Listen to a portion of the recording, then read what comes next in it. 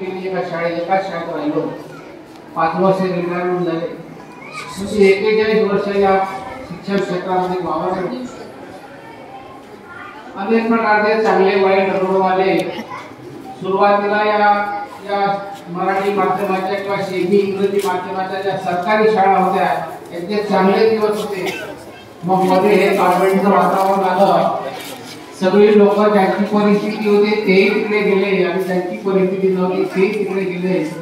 मध्येच या मुलांचं शिक्षण वाया गेलं कारण परिस्थिती पैशाअभावी सगळे जण त्या कॉन्व्हेंटमध्ये शिकू शकले नाही.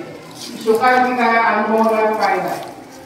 पण खरं जर पाहिलं तर या नगर परिषद माध्यमिक विद्यालयासारख्या ज्या सरकारी शाळा आहेत खरं शिक्षणाचं जे दालन आहे ते याच ठिकाणी आहे. कारण कॉन्व्हेंटमधल्या शिक्षणात आणि या विद्यालयाच्या शिक्षणामध्ये जो फरक आहे तो मी तुम्हाला थोडक्यात सांगतो.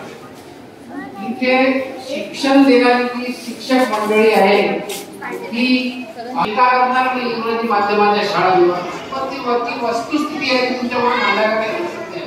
कारण मी एका खेड्यातला असेच एका खेड्यातल्या शाळेत पहिल्या वर्गापासून ते 10व्या वर्गापर्यंत शिकलो.